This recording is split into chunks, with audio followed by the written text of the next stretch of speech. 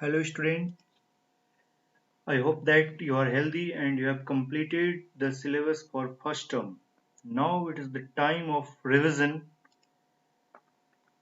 On 5th of May, we have sent a sample question paper that is for your self-assessment.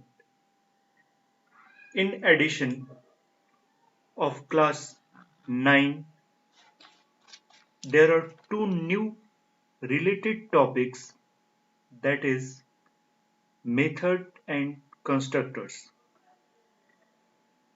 Let us now revise these two topics using programming examples. In the notes of chapter 2, I had given an example of a student class. So open this class, and as we know, class is the combination of characteristics and behaviors. In this example, these three lines are the characteristics defined in this class. First two lines are non-static data members and third line is static data members. These two variables are separately allotted for each object of a student class, whereas the static member is common for all its objects, so it is known as class variable, and these two variables are known as instance variable. Like data members, member methods can also be non-static or static. Non-static member methods are associated to object, so it can be accessed only by using object, whereas a static member method can be called by using class. There is no need for any object. I am showing you the difference of these two methods. There is a display method that is non-static. There is no any static keyword, and main method here static keyword is used. Now close this program and right click on the student class. In this short menu, you can see main method is showing here, but display method is not showing because display method is associated to object. We cannot call or use by using class. So to use display method, we need to create an object. We can create object by new command from here also, like this. Click on new student, type the name of object, suppose S1, and then click on OK.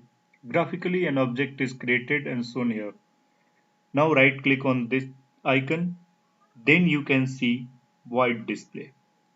That means display method is associated to object, so it is shown only by using object, whereas main method is associated to class, so it can be visible or it can be used by using class.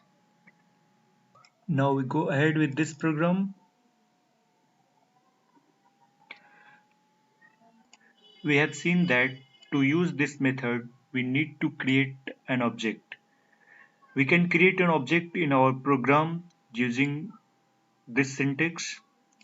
Here student is the name of our class and stud1 is here the name of object. It can be anything. Equals to new is a command to create an object and student is a constructor. In this program we can also use constructor. We tell you about constructor in this program just after some time. After creating the object, we assign the value for student 1 dot student id equals to 1. Right? Student id is a non-static member. We cannot use this inside any static method. Like look this program, if we omit the stud1, now when we compile this program, it will give an error. Here, error found in a class. Error is non-static variable student ID cannot be referenced from a static context. That means in a static method, we cannot use any non-static member. So we need an object to assign the value or call any non-static method. Now to correct this program, we just replace the statement as previous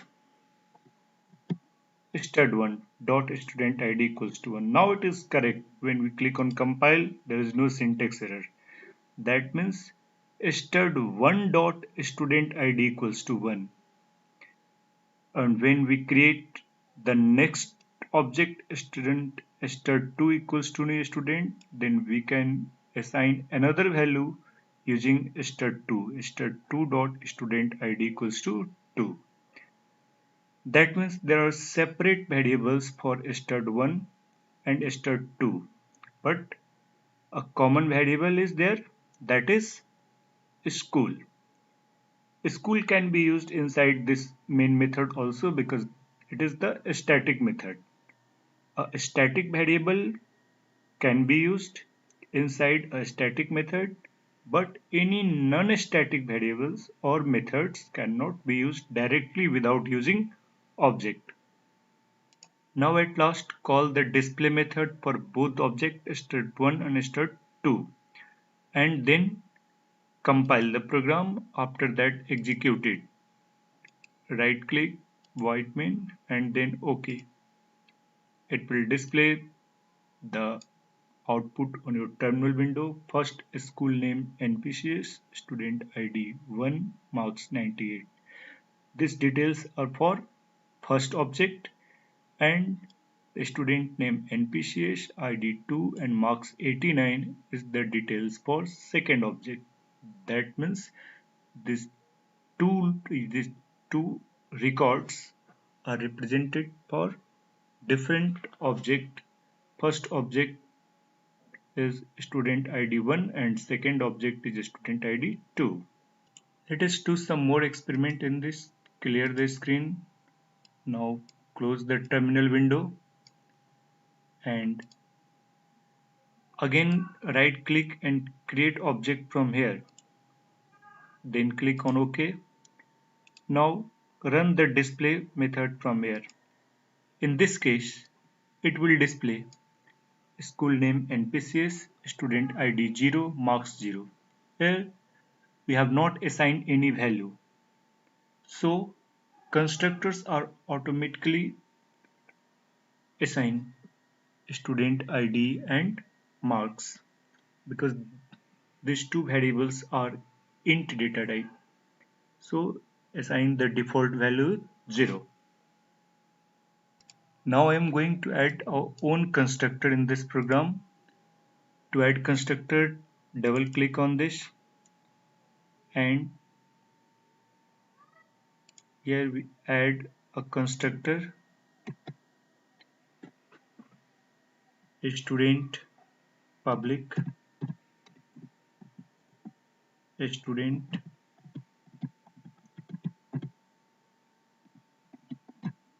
Remember that the name of constructor is same as the name of class. And now we can assign any value in it like student ID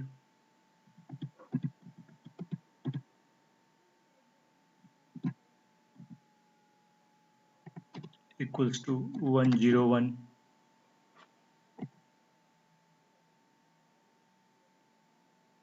marks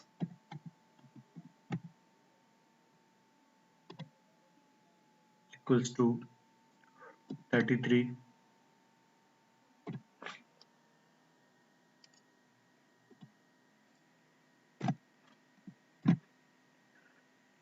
a default constructor is created now. Now run this program, compile, no syntax error, close and run from here. New student, student 1. Now run this object, void display. Now look at the output. Last time our output is student ID 0 marks 0, but this time student ID 101 and marks 33. That means initialization is done by user defined constructor, and in above case initialization is done by compiler's constructor. Okay, now I'm going to create a parameterized constructor. This also represents the constructor overloading. We copy this constructor and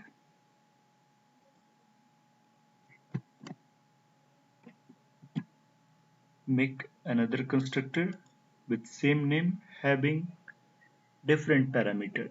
First is non-parameterized and second is parameterized.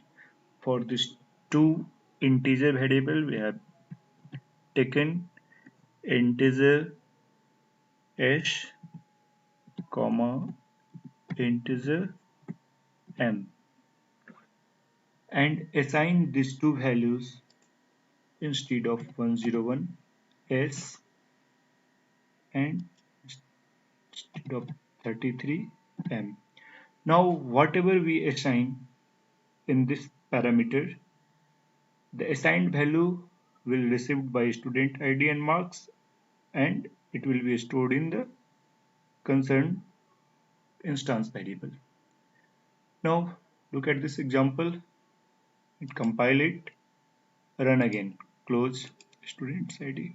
Now there is a two constructor, new students as int m. Now we create object by using this constructor. Now we can assign the value of a student ID from here.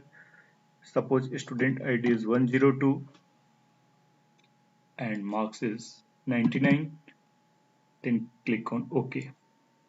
An object is created with these two values. Now right click on this and display and see the output. In third case, student ID is 102 and marks is 99. The first is the output of the default constructor provided by Java compiler. The second is the output of default constructor defined by us. And third is the output of parameterized constructor defined by us. Next, we can use these constructors in main method also. For example, open the program and instead of assigning value by self, you can omit these two statements by making it comment or deleting it and put the value here 104 comma 85. In student 2 we have called the default constructor. Now run the program by using void main. Close.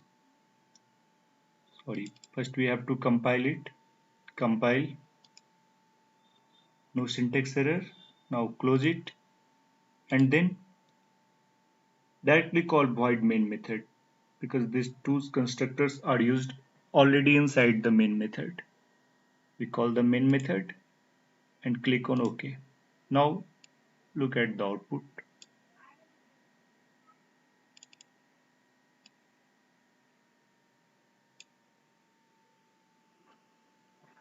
From here, first, second, third, fourth. From here, the output of this program. In first case, we have passed 104 and 85 as a parameter.